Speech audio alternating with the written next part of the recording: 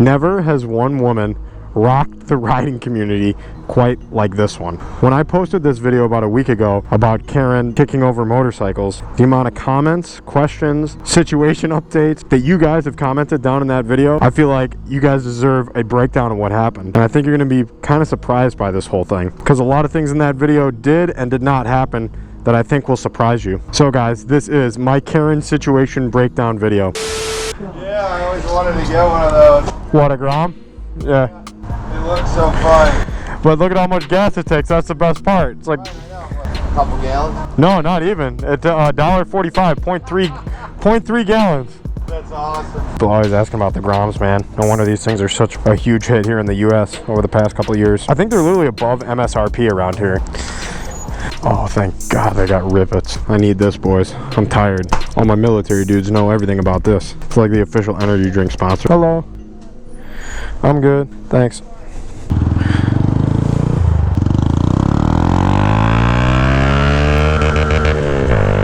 I will close this place down. Exclusive. No, I know.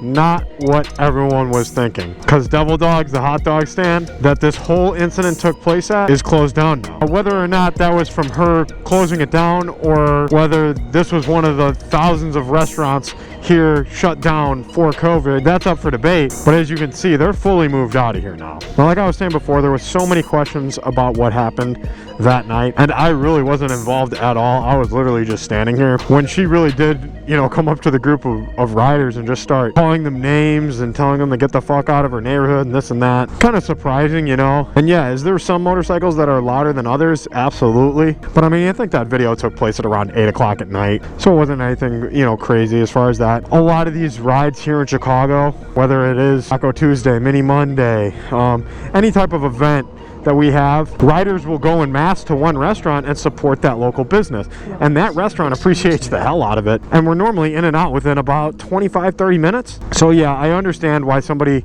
could be angry about the noise, but other than that, they're not really doing anything.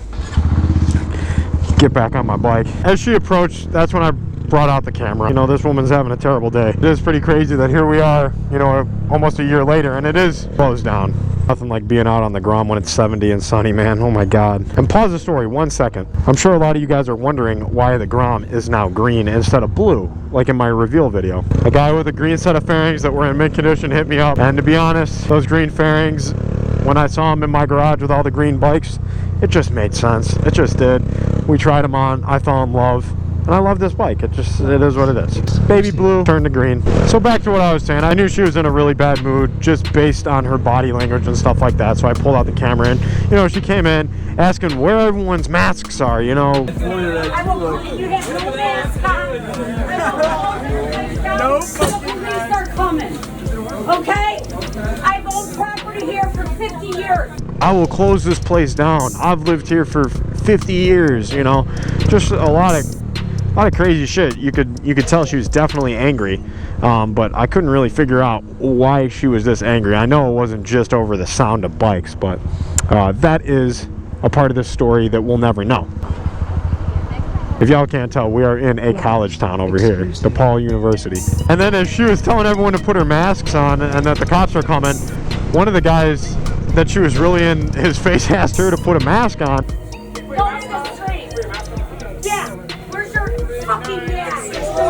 And she basically just like spit in his face, which was pretty crazy. I was like, holy shit.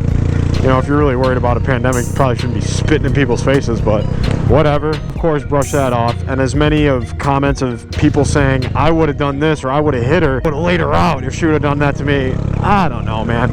Most guys will tell you, if a woman isn't like seriously hurting you, there's not a time or a place to put hands on a woman. There's just not. Older woman, she's already having a bad day, let it go.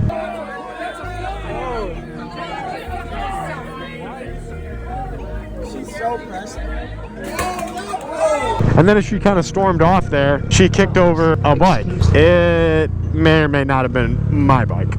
Not a big deal. It had crash bars on it and stuff like that. Once again, I'm just gonna let it go, roll off my shoulders. Look at my guy in the scooter in the full suit. Wow. Damn, it feels good to be a gangster. The Vino. See if I put this thing up. First gear, shift the second. I love the way the rev limiter sounds in this. See if we can do a little no-hander for you.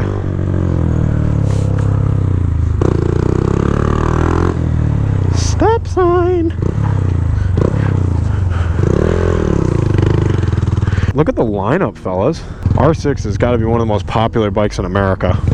And I also feel like I should address this too, because as she walked away, one of the girls started yelling. One of the girls that were in the restaurant was yelling Karen, and I had never known or never heard that Karen is a racial slur against, you know, white women, but I guess it is. I had no idea, so y'all taught me something there. I don't really use that language ever in my life. You know, some girl on girl action, that's what they like to call each other, names. Either the B word or now I guess the K word. And yeah, as soon as she kicked over my bike, I stopped filming to go pick my bike back up. Definitely kind of sucked, but whatever. She broke the banjo bolt on the rear handbrake.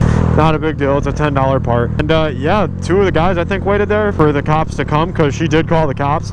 And basically at the end of the day, Chicago Police Department did a good job, I'm sure, de-escalating her, but no one got arrested, nothing was done against anyone for that matter, whether it was the two guys that did stay there. I think it was like the guy that she spit on or whatever, and another rider that originally was the one talking to her, I think. I don't know. But it is a real damn shame that one of our restaurants here in Chicago, a famous restaurant too, Devil Dawgs, got closed down.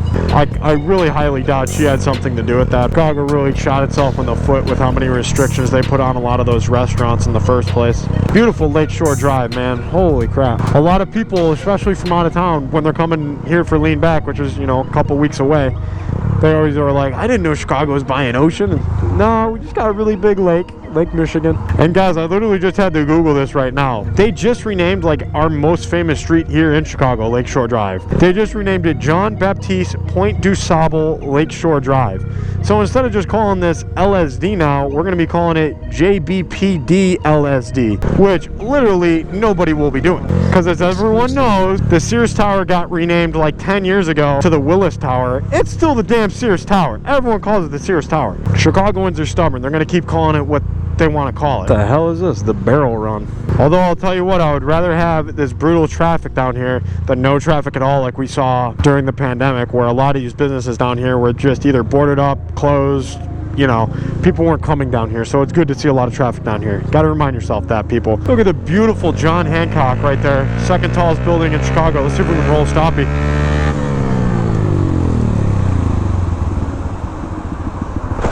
Riding through downtown, it's busy downtown. We are on the Magnificent Mile. Traffic, traffic. Here we have one of the two buildings to withstand the Great Chicago Fire down here, the Water Tower. So much history down here too. Exclusive. It's a beautiful Rolls Royce, huh? My guys are throwing down.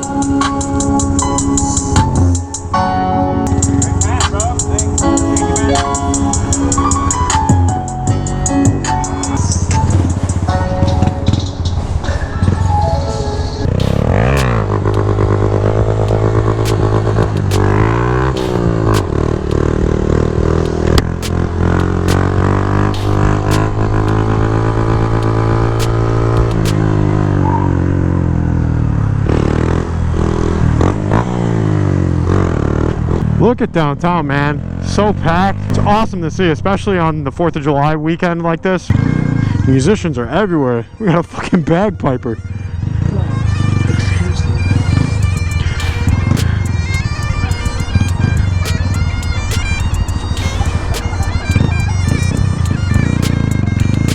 I know a lot of you guys remember being down here a little over a year ago in that riots video, and to see it like this, you know, just such a short time later between the pandemic and the riots and stuff like that. I know it did a lot of negativity upon our cities, but I promise, still one of the most beautiful and historical cities here in America. All right, guys, I just wanted to give you a quick rundown of what happened with that whole situation, just because the amount of questions and traction that that video gained so quickly, especially with the amount of hate spewed towards that woman. You know, people saying nasty stuff that they would have done if that was them and this and that. It's just not, I don't know.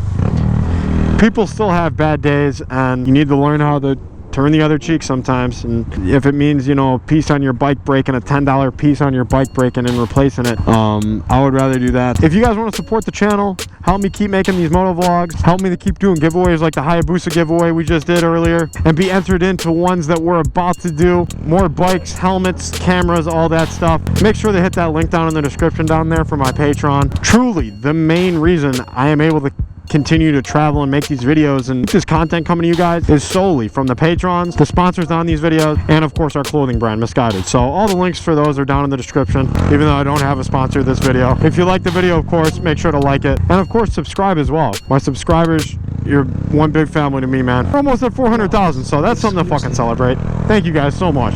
As always, this is your least favorite motovlogger, Brian636, getting out of here. I love y'all. Peace.